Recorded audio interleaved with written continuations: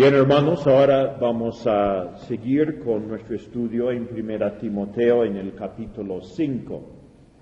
Vamos a buscar esta noche hacer todo el capítulo y esperamos de que también vamos a encontrar algunas enseñanzas que van a ser de veras útiles para nosotros en esta noche.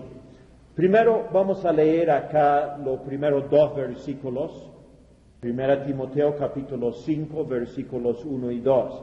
Dice, no reprendas al anciano, sino exhórtale como a padre, a los más jóvenes como a hermanos, a las ancianas como a madres, a las jovencitas como a hermanas, con toda pureza.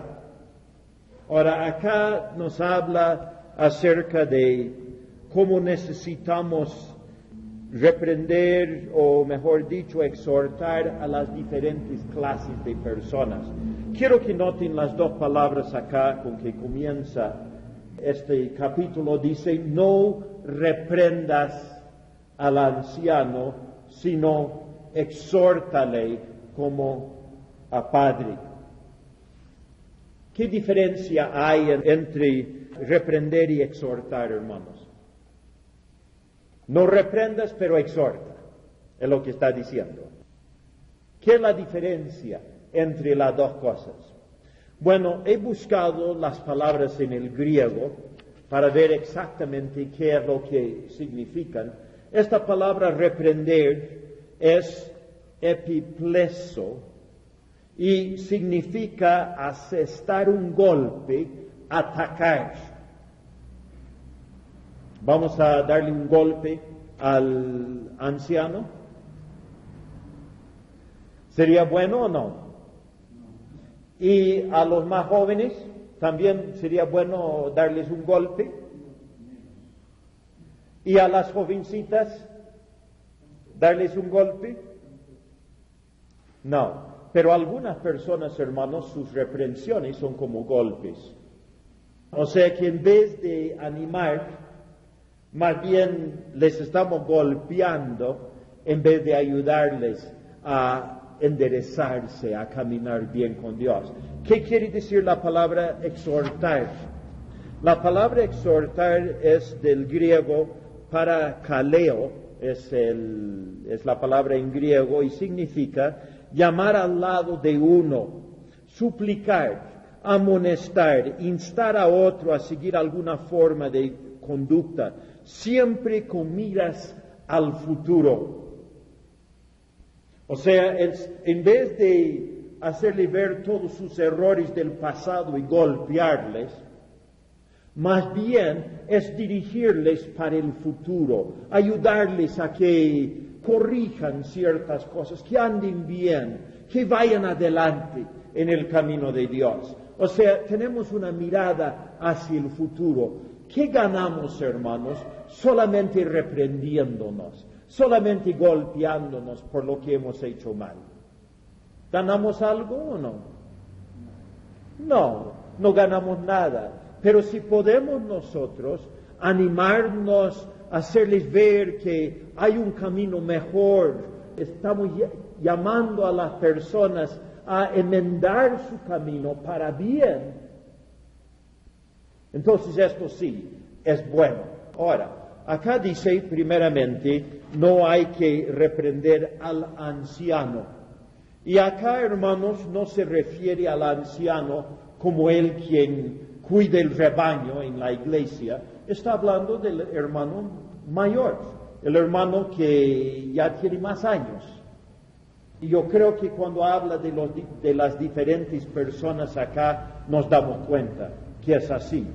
Porque también dice a los jóvenes, hay que tratarles como ¿qué? Como hermanos. A los ancianos se les tratamos como ¿qué? Como padres. Esto significa con respeto. Siempre nosotros, al animar al padre, no va a ser igualito a lo que animamos a nuestro hermano, ¿no es así? Sino más bien le vamos a buscar ayudar con un cierto respeto ahí. Dice a las ancianas como a madres. Entonces hay hermanas mayores, ¿cómo vamos a tratar a ellas? Dice acá, es como a madres. Y a las jovencitas como a hermanas. Y añade una palabrita acá, con toda pureza. Recuerde de que está hablando Pablo a Timoteo, un joven. Su trato con las hermanitas, ¿cómo debería de ser? Con toda pureza, con toda pureza.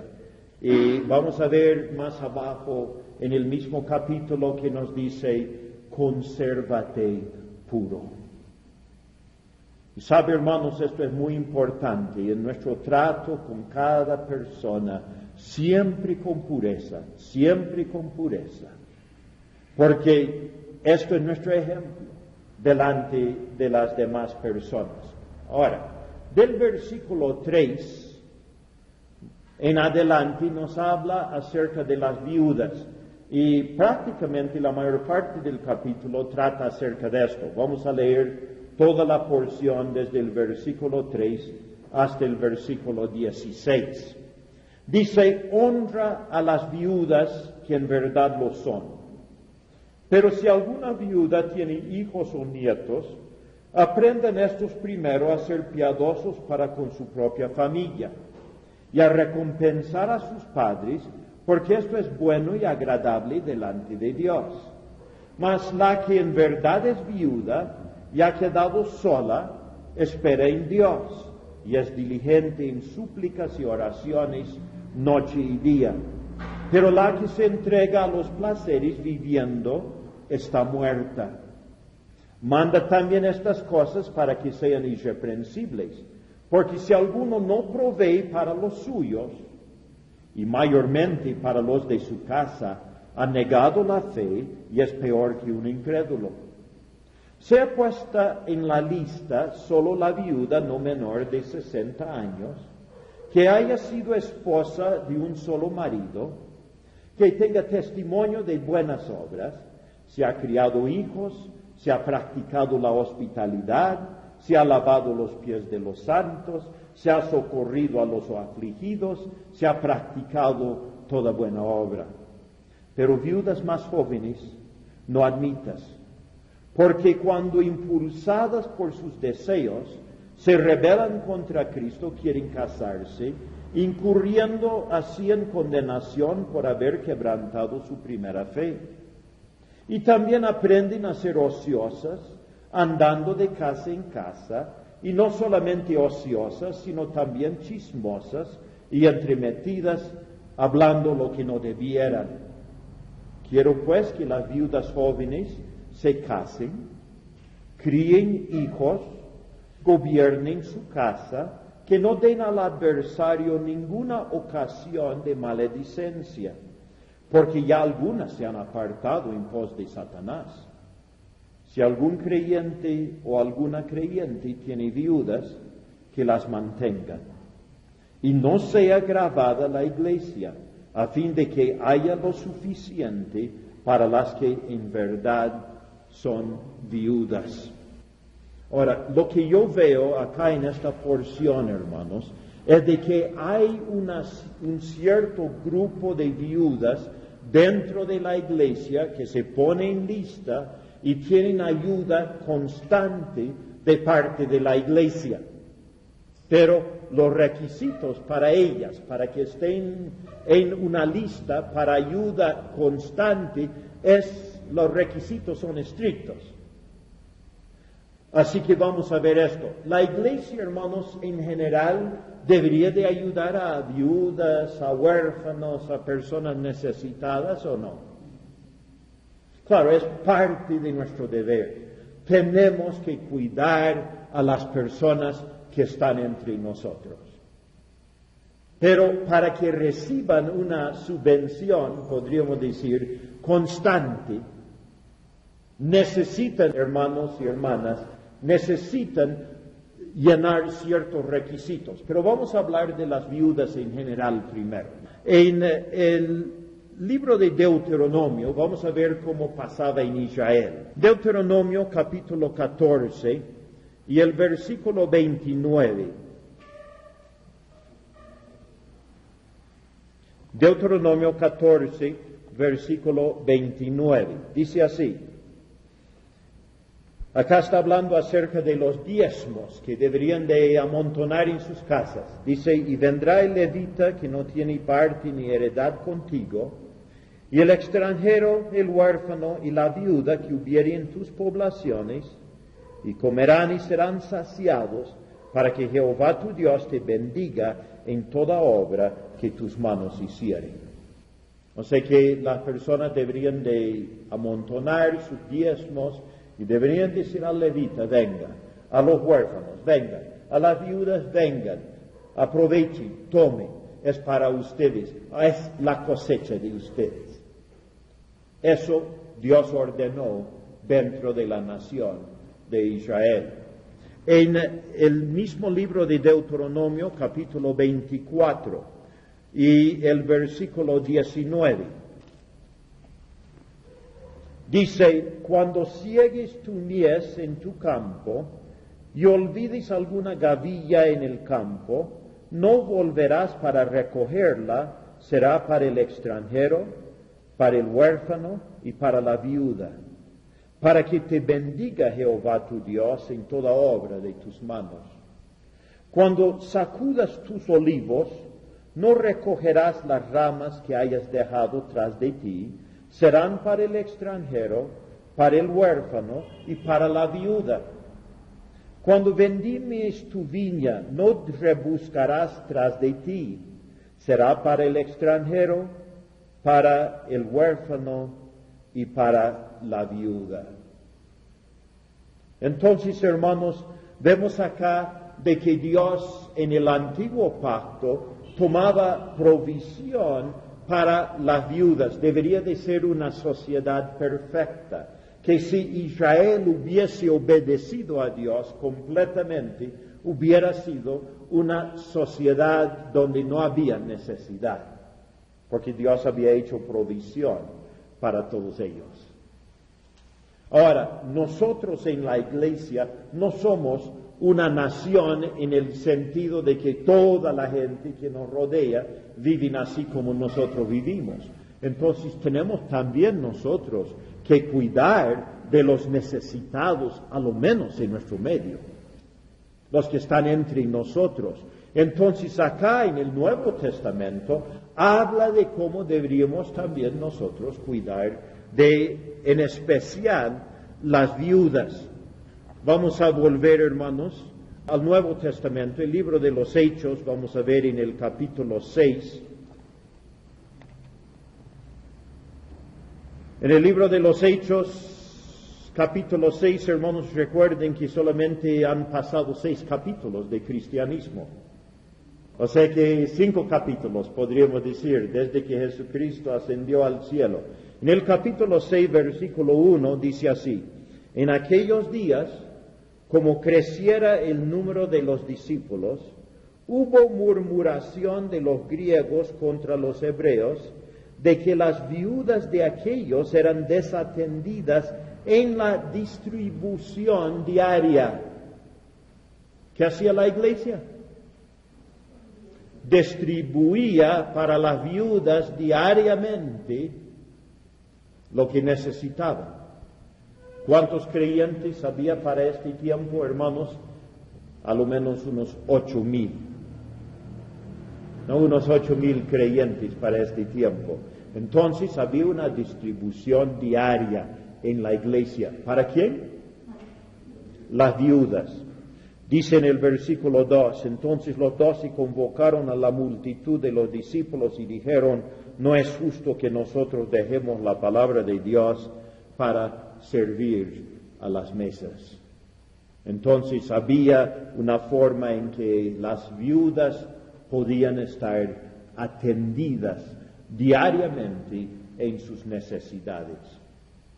Esto dentro de la iglesia en sus primeros años. Ahora, acá en el libro de 1 Timoteo, nosotros vemos de que todavía seguían con esta práctica de ayudar en una forma especial a las viudas.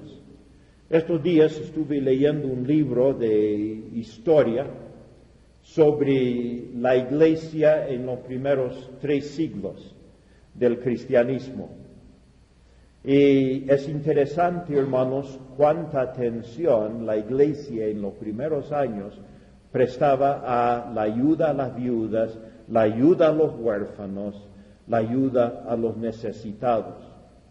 Pero estas viudas, hermanos, tenían también una función especial dentro de la iglesia.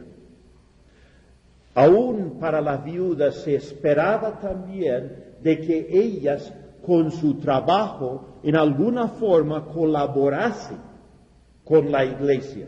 Ahora, ¿cuál era el trabajo de las viudas? Vamos a ver acá en el capítulo 5 de 1 Timoteo y el versículo 5.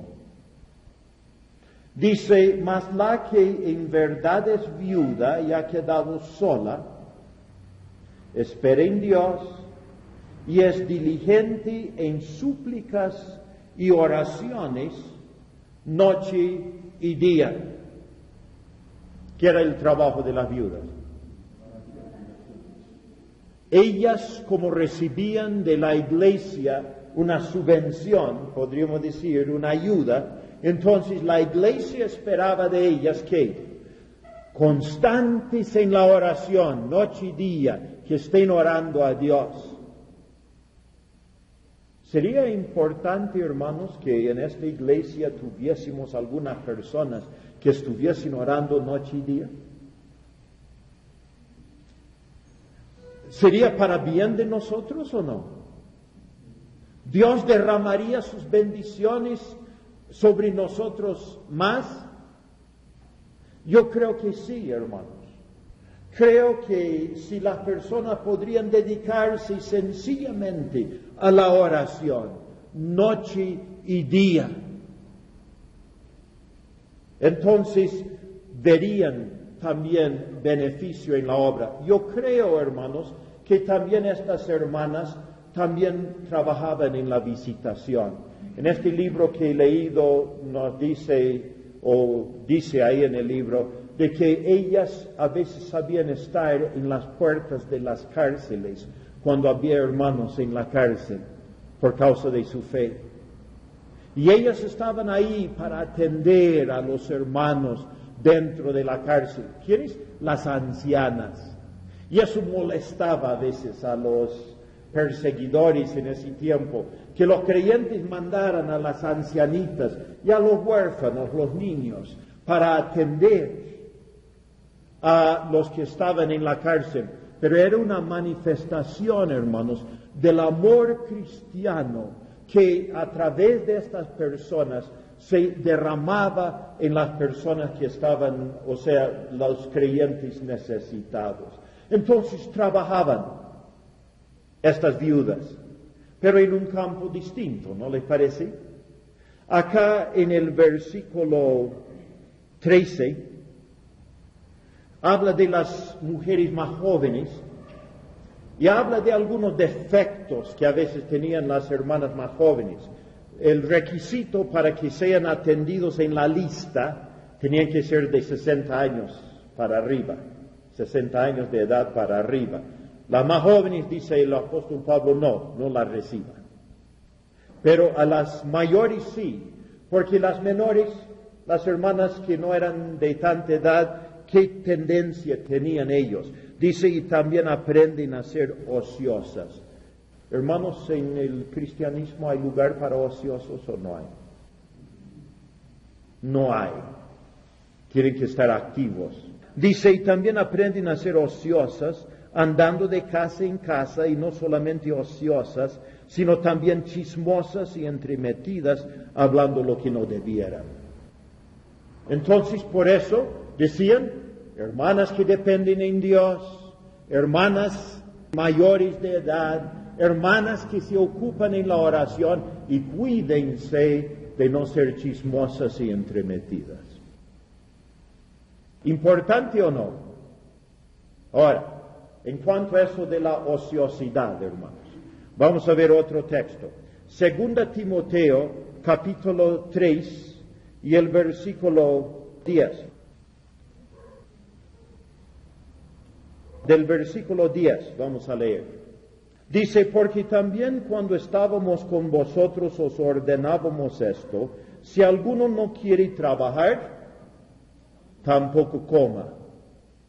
Porque oímos que algunos de entre vosotros andan desordenadamente, no trabajando en nada, sino entremetiéndose en lo ajeno. A los tales mandamos y exhortamos por nuestro Señor Jesucristo, que trabajando sosegadamente coman su propio pan. Y vosotros, hermanos, no os canséis de hacer bien. Entonces, ¿las viudas, hermanas, deberían de ser ociosas? No, deberían de estar ocupadas. ¿Ocupadas en qué? Especialmente en la oración y quizá también en la visitación hasta donde puedan ellas hacerlo. Ahora, vamos a volver a ver algunas cosas específicas acá del capítulo 5 de 1 Timoteo, versículo 3. Otra vez, honra a las viudas que en verdad lo son. La honra acá es qué clase de honra. ¿Qué clase de honra es la que se da a las viudas? La honra es, hermanos, que se les ayuda económicamente. Ese es el tipo de honra que se da a las viudas acá. Versículo 4. Pero si alguna viuda tiene hijos o nietos, aprendan estos primero a ser piadosos para con su propia familia y a recompensar a sus padres, porque esto es lo bueno y agradable delante de Dios. Hermanos, ¿cualquier viuda podría estar en la lista? No. Tendría que ser una viuda que no tenía hijos ni nietos para sostenerla. Y si tenía hijos o nietos, ellos tienen que cuidar de la viuda mayor. Ya no es la iglesia que ve por ellas, sino cada familia. Al final de cuentas, hermanos, estas madres, estas abuelas han cuidado de estos niños en su niñez. Ahora es tiempo que también los hijos vean por su madre, por su abuela, que cuiden en realidad de ella también. Es la primera responsabilidad. Su ayuda de la iglesia es solo para las personas que no tengan a nadie más quien les pueda ayudar. Versículo 5. Mas la que en verdad es viuda y ha quedado sola, espere en Dios. ¿En quién espera? ¿En la iglesia? No, espera en Dios. Es una persona que ha comprendido de que necesita depender de Dios para su ayuda. Y entonces ella es diligente en súplicas y oraciones noche y día. Una mujer diligente. ¿Y qué quiere decir diligente? Es lo opuesto a ociosa. ¿No es así? Es diligente, es cuidadosa en su trabajo para el Señor.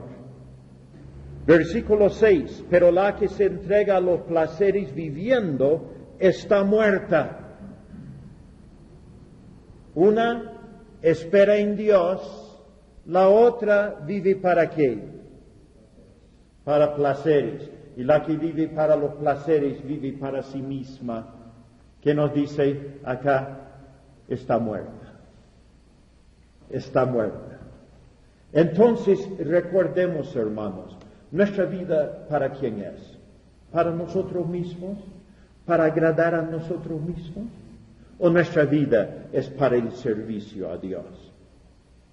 Las que viven en placeres, para los placeres, está muerta. Nosotros vivimos para Dios, no para los placeres. Versículo 7, manda también estas cosas para que sean irreprensibles. ¿Quiénes? Las viudas. Para que sean irreprensibles, para que no haya ¿Por qué reprenderlas de que están recibiendo por gusto la ayuda? No, son esforzadas también en el servicio a Dios.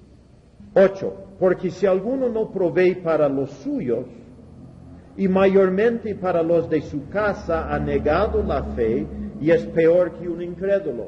Ahora, acá está hablando ya de si uno tiene hijos o nietos, entonces ellos deberían de sostener a la viuda. Dice que si alguno no provee para los suyos, y mayormente para los de su casa, ha negado la fe y es peor que un incrédulo. ¿El creyente debería de vivir mejor que las personas del mundo o no? Claro, Dios espera de nosotros más. Si la gente del mundo cuida por los suyos, nosotros los creyentes no lo vamos a hacer. Deberíamos de hacerlo, y cuánto mejor que ellos. En el libro de Mateo, el Evangelio de Mateo, capítulo 5, tenemos algo que habla nuestro Señor Jesucristo, que creo que es importante en este sentido. Mateo 5, versículo 46, dice así: porque si amáis a los que os aman, ¿qué recompensa tendréis? ¿No hacen también lo mismo los publicanos? Y si saludáis a vuestros hermanos solamente, ¿qué hacéis de más? ¿No hacen también así los gentiles? Sed pues vosotros perfectos, como vuestro Padre que está en los cielos es perfecto. Dios espera de nosotros más de lo que vemos nosotros en el mundo alrededor de nosotros. Si los gentiles se saludan, nosotros con más razón deberíamos de saludarnos. Si los gentiles sostienen a sus familiares, nosotros, hermanos, con más razón deberíamos de sostener a nuestros familiares. Entonces, las Escrituras nos dicen de que necesitamos cuidar de los nuestros. ¿Y esto aplica, hermanos, también a nuestros hijos? ¿Qué dicen ustedes? Nuestros hijos que no pueden todavía defenderse a sí mismos, ¿tenemos que cuidar de ellos también? Claro, son los nuestros, ¿no es así? Son los nuestros. Y necesitamos defender a los de nuestra propia familia. No es responsabilidad de la iglesia, es responsabilidad de cada familia cuidar por los suyos. Otra vez en 1 Timoteo capítulo 5, versículo 9, dice: se ha puesto en la lista solo la viuda no menor de 60 años. ¿A quién se va a poner en la lista? A la viuda de 60 años para arriba, que haya sido esposa de un solo marido. O sea que hay requisitos estrictos acá.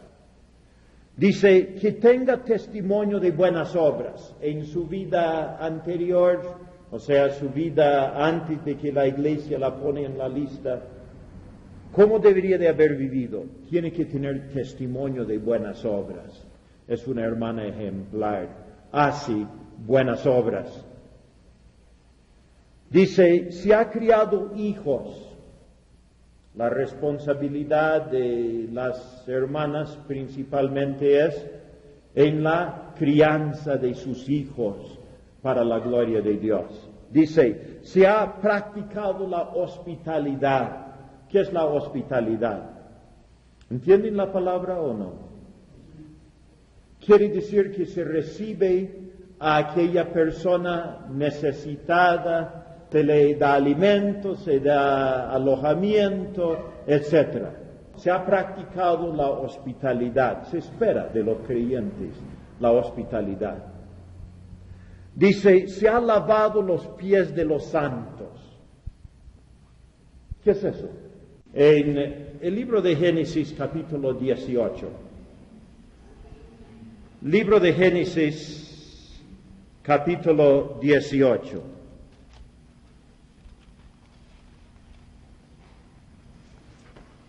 Vamos a ver acá del versículo 1. Dice así: después le apareció Jehová en el encinar de Mamre, estando él sentado a la puerta de su tienda en el calor del día. Y alzó sus ojos y miró, y he aquí 3 varones que estaban junto a él. Y cuando los vio, salió corriendo de la puerta de su tienda a recibirlos, y se postró en tierra y dijo: Señor, si ahora he hallado gracia en tus ojos, te ruego que no pases de tu siervo, que se traiga ahora un poco de agua y lavad vuestros pies, y recostaos debajo de un árbol. Y traeré un bocado de pan y sustentad vuestro corazón. Y después pasaréis, pues por eso habéis pasado cerca de vuestro siervo. Y ellos dijeron: haz así como has dicho.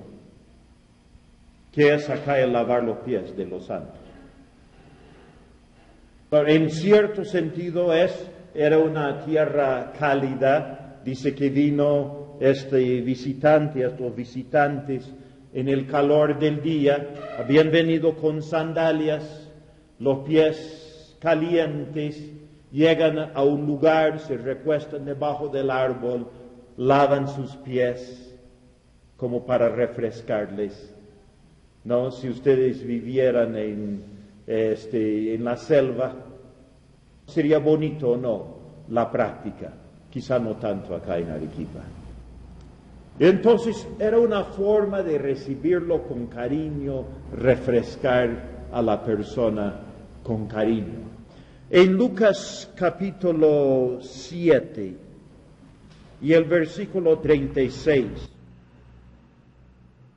teniendo en cuenta lo que hemos leído ya del libro de Génesis, 7:36. Dice: uno de los fariseos rogó a Jesús que comiese con él, y habiendo entrado en casa del fariseo se sentó a la mesa. Entonces una mujer de la ciudad, que era pecadora, al saber que Jesús estaba a la mesa en casa del fariseo, trajo un frasco de alabastro con perfume, y estando detrás de él a sus pies llorando, comenzó a regar con lágrimas sus pies, y los enjugaba con sus cabellos, y besaba sus pies y los ungía con el perfume. Cuando vio esto, el fariseo que le había convidado dijo para sí: si fuera profeta, conocería quién y qué clase de mujer es la que le toca, que es pecadora. Entonces respondiendo Jesús le dijo: Simón, una cosa tengo que decirte. Y él le dijo: di, maestro. Un acreedor tenía 2 deudores, el uno le debía 500 denarios y el otro 50. Y no teniendo ellos con qué pagar, perdonó a ambos. Di pues, ¿cuál de ellos le amará más? Respondiendo Simón dijo: pienso que aquel a quien perdonó más. Y él le dijo: rectamente has juzgado. Y vuelto a la mujer dijo a Simón: ¿ves esta mujer?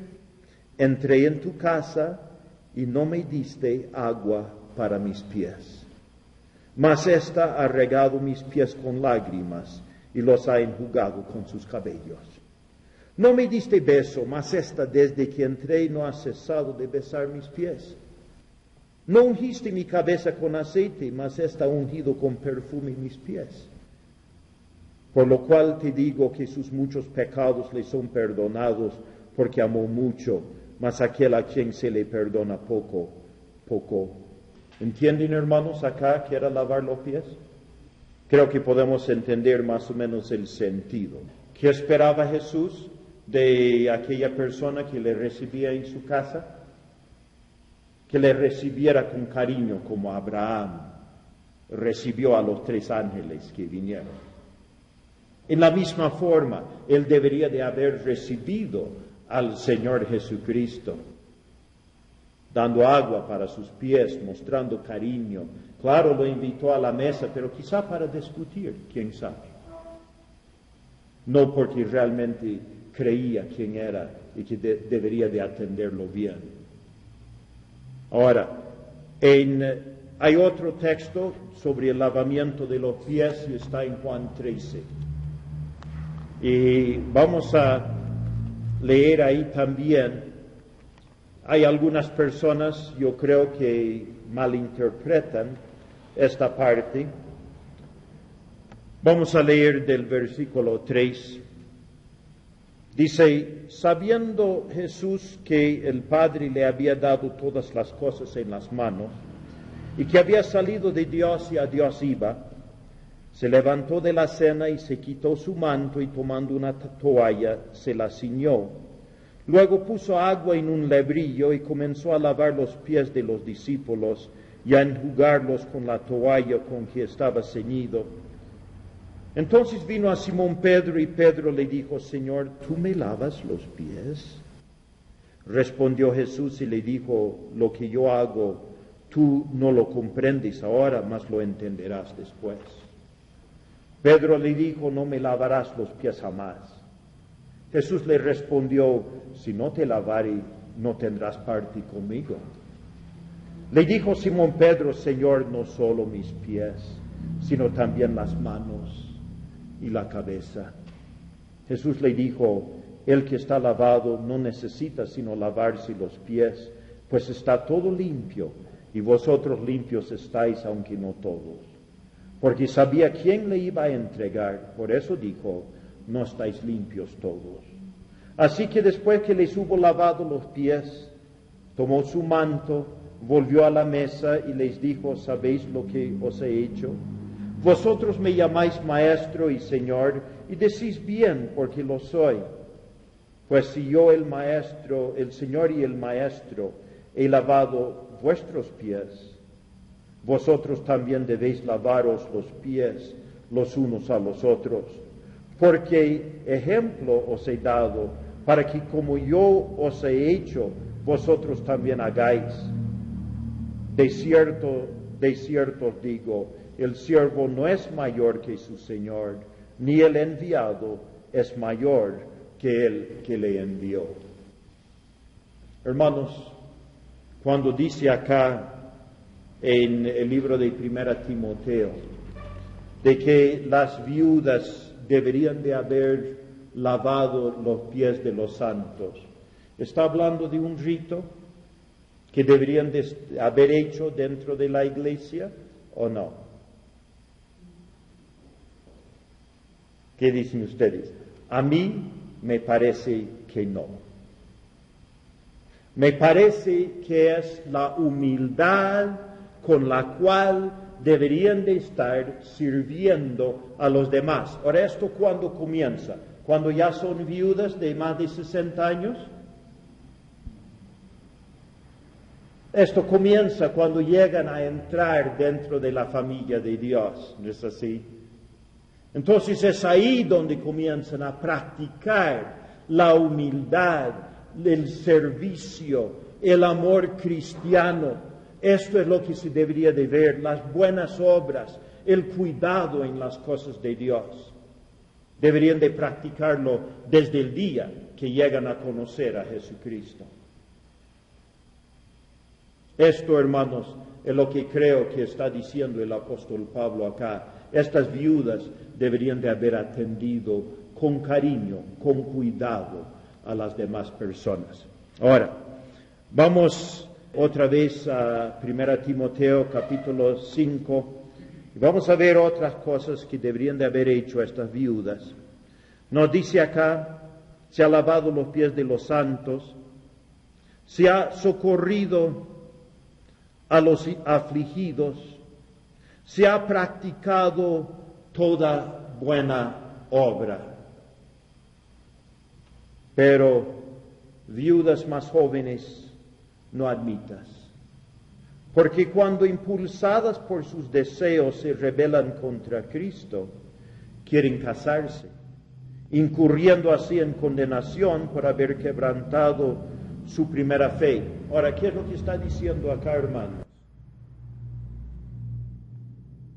Está diciendo que las viudas más jóvenes de repente no tienen la responsabilidad para este trabajo.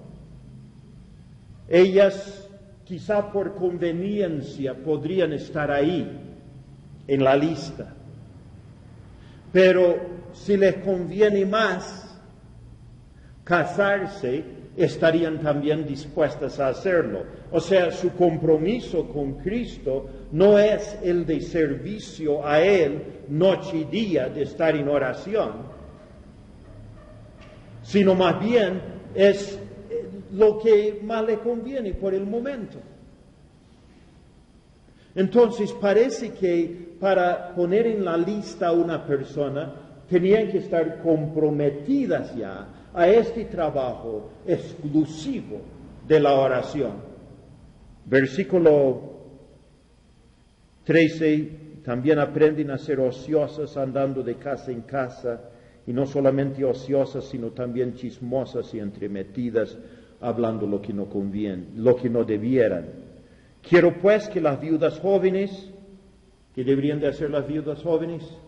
Que se casen, críen hijos, gobiernen su casa, que no den al adversario ninguna ocasión de maledicencia, porque ya algunas se han apartado en pos de Satanás. Entonces, ¿qué es lo que está diciendo acá? Las viudas jóvenes que obedezcan a sus deseos que Dios mismo ha puesto dentro de ellas, desean todavía tener un esposo, desean todavía tener hijos, desean todavía vivir una vida que podríamos decir normal, pero dentro de aquella vida normal, ¿cómo deberían de estar sirviendo? ¿Cómo deberían de estar preparándose? Deberían de estar haciendo toda buena obra. 16.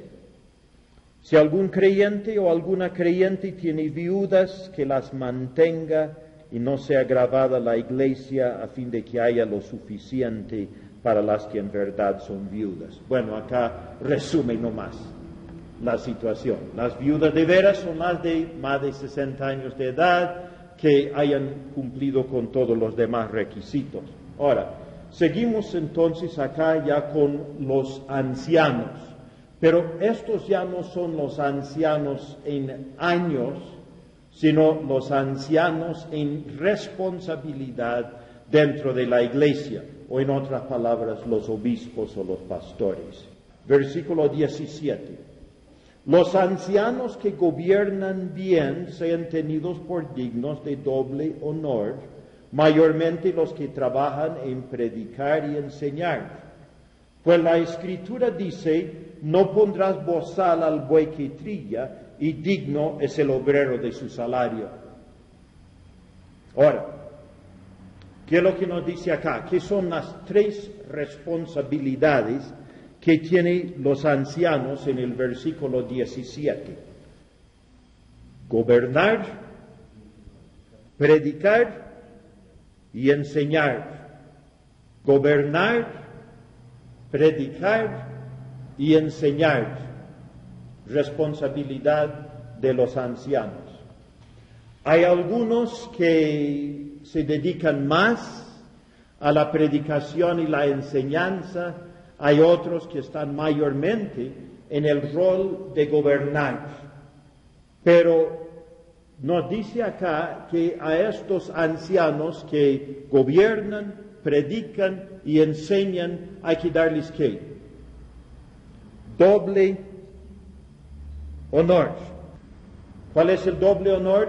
Por un lado, el respeto, la obediencia que merecen, y por otro lado, también la ayuda económica. ¿De acuerdo o no?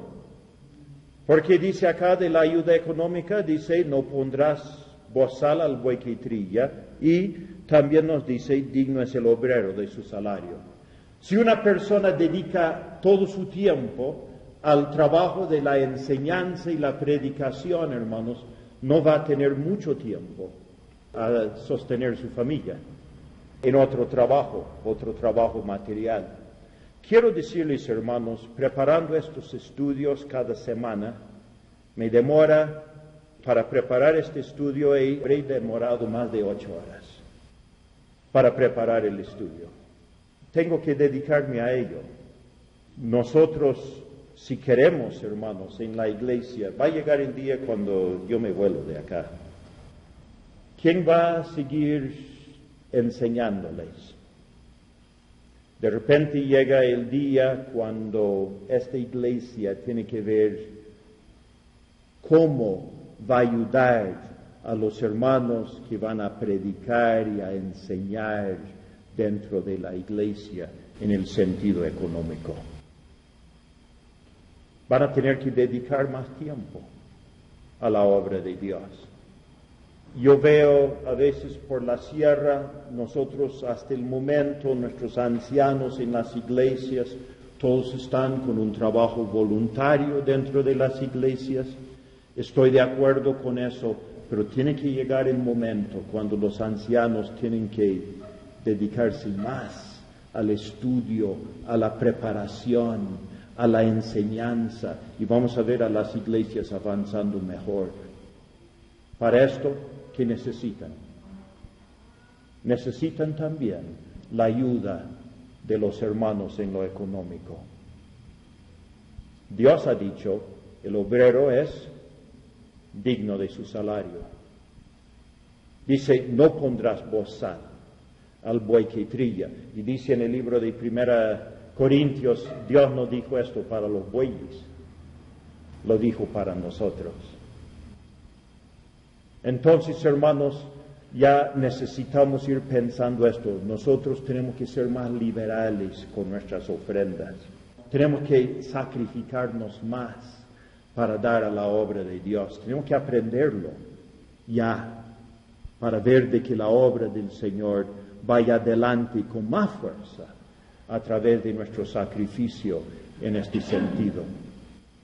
Entonces, es importante, creo, esto, hermanos. Versículo 19. Ahora, en cuanto a mí, hermanos, gracias a Dios, tengo el sostén económico necesario, no lo estoy diciendo para mí. Pero creo que deberíamos de ir viendo qué podemos hacer para que la obra del Señor vaya adelante con más fuerza. Versículo 19. Contra un anciano no admitas acusación sino con 2 o 3 testigos. A veces, hermanos, el que más predica también no falta quien lo critique. No falta quien te busque también hacerlo caer. El adversario, el enemigo de nuestras almas, está buscando por ahí a quien acusar. Busca acusar a los hermanos que están adelante de los hermanos en la obra de Dios. Cuidado de no creer toda acusación. Yo me acuerdo una vez un hermano me dijo allá por Pampacolca, dice, he visto a tal hermano, uno de los hermanos que enseñaba en la iglesia. He visto al hermano ahí ayudando al cura en la fiesta del Señor de Yato. Dije, no lo creo. No, hermanos, es cierto, una persona me contó que yo confío en él. Fui y hablé con el hermano. Y dije, hermano, ¿usted había ido a la fiesta de Yato? Y él me dice, no, hermano, que voy a ir a la fiesta de Yato. Dice, verdad que a veces hay algunas cosas que vienen los comerciantes, hay más que se puede comprar ahí, pero ¿qué voy a ir ahí a esa fiesta? No, hermano, que voy a ir. Ya sabía que no era cierto lo que me estaba diciendo. Dice, no recibas acusación, sino con 2 o 3 testigos. Esto a veces, hermanos, también entorpece un poquito el asunto de corregir algunos errores. Pero uno quiere testigos fieles antes de acusar a un anciano. Debería de estar en honra, debería de estar en aquel lugar de respeto ante los hermanos. Versículo 20. A los que persisten en pecar, repréndelos delante de todos para que los demás también teman. Si persisten en pecar, si continúan pecando, si hay acusación en contra de ellos, por 2 o 3 testigos, y uno les exhorta para que dejen el pecado y siguen en el pecado, entonces, ¿qué es lo que se hace? Se les reprende delante de todos. Ahora, ¿qué es lo que dijo en el versículo 1? No reprendas al anciano, sino exhórtale como a padre. Ahora dice, repréndele delante de todos. La realidad, hermanos, que acá la palabra reprender es otra palabra griega. No es la misma. Y otra vez, el de 1 Timoteo 5:1 es epipleso, que significa darle un golpe o atacar, mientras que la palabra acá de 1 Timoteo 5:20 es elenco, que quiere decir culpar, refutar, reprender con convicción. En otras palabras, hay que acusarlo delante de todos. Si de veras está haciendo lo malo, en vez de golpearlo, pero sí se le reprende delante de todos, se le acusa delante de todos. ¿Para qué? ¿Con qué fin? Con el fin de que los demás teman. ¿Recuerdan otra vez, hermanos, los pasos de disciplina en Mateo capítulo 18? Si tú ves que tu hermano peca contra ti, ¿qué deberías de hacer? Reprenderle estando tú y él solos. Si te oyere, has ganado tu hermano. No necesitas, hermano, hacer más. Se ha arrepentido, está otra vez en el camino de Dios. Si sigue pecando, ¿qué se hace? Se lleva a 1 o 2, para que en la boca de 2 o 3 testigos se conste toda palabra. Si sigue pecando, se lleva el asunto delante de la iglesia, se le reprende delante de la iglesia. ¿Para qué? Para que los demás teman. Para que los demás teman. Y en el Antiguo Testamento también tenemos esto, ¿no? Tenían que hacer ciertos castigos. ¿Para qué? Para que los demás teman. Cuando Dios hizo la disciplina en la iglesia de Jerusalén, y Ananías y Zafira murieron, ¿qué nos dice? Vino temor a todos los hermanos. Y entonces Dios bendijo la iglesia por el temor que había en ellos de no pecar. Entonces, hermanos, todo eso tenemos que tener en cuenta. Bueno, tenemos que avanzar. Dice versículo 21, te encarezco delante de Dios y del Señor Jesucristo y de sus ángeles escogidos, que guardes estas cosas sin prejuicios, no haciendo nada con parcialidad.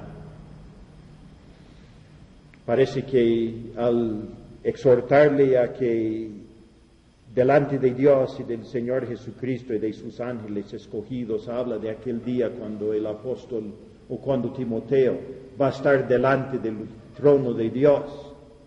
Dios, Jesucristo, los ángeles van a estar ahí presentes. Y entonces, en ese juicio, ¿va a haber parcialidad o no? No va a haber. ¿Va a haber prejuicios? Tampoco. Ahora, ¿qué es el prejuicio, hermanos? Es juzgar las cosas de antemano, sin saber las cosas bien. Prejuicio. Antes. Cuidado de los prejuicios. Sino más bien necesitamos juzgar las cosas bien. Otra cosa nos dice acá, sin parcialidad, no porque es familia le vamos a apoyar. Muchas veces hay tendencias de esto dentro de la iglesia. Si es familia lo apoyamos, si no es, bueno, no importa. Cuidado de que no haya parcialidad. Dice, no impongas con ligereza las manos a ninguno, ni participes en pecados ajenos, consérvate puro. Ahora, de poner las manos con ligereza sobre alguno. ¿Qué quiere decir?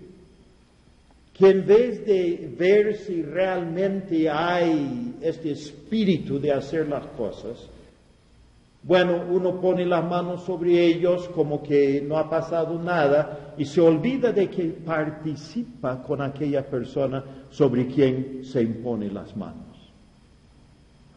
Si esta persona es insincera, entonces nosotros participamos de su insinceridad. Vamos a leer acá más abajo en el 24. Dice, los pecados de algunos hombres se hacen patentes antes que ellos vengan a juicio, mas a otros se les descubren después. Asimismo se hacen manifiestas las buenas obras, y las que son de otra manera no pueden permanecer ocultas. Hay algunas malas obras que son a la vista, pero hay otras malas obras que nadie sabe, están ocultas. Entonces, al imponer las manos sobre uno para reconocerlo, por ejemplo, para una posición dentro de la iglesia, hay que estudiarlo bien. Porque no sabemos lo que hay dentro del corazón del otro. De repente hay pecados ocultos, situaciones ocultas dentro de él. Ahora, las buenas obras, algunas son visibles, pero también, por otro lado, las Escrituras dicen que no deberíamos de hacer nuestras justicias delante de los hombres. Entonces tenemos que también mirar.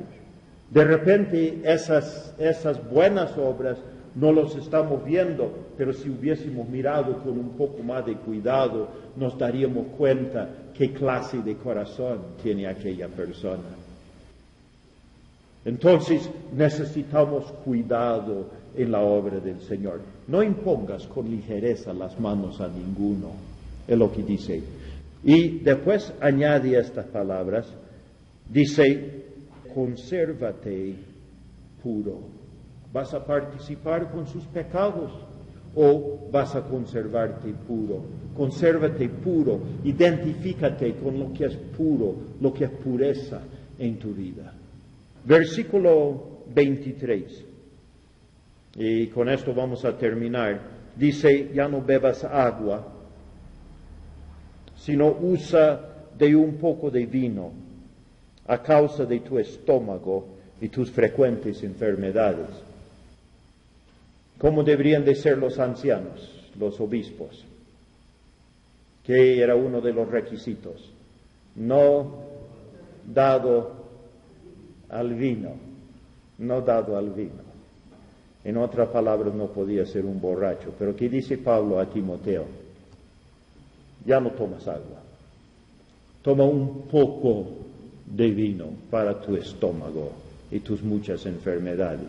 ¿Qué sería el problema de Timoteo? ¿Qué sería el problema de Timoteo? No sabemos, pero esta era la recomendación del apóstol Pablo. En este libro, hermanos, que les estoy diciendo de los primeros 3 siglos del cristianismo, en 2 partes o 3 partes ya he visto de que siempre en la cena del Señor, siempre mezclaban su vino con agua.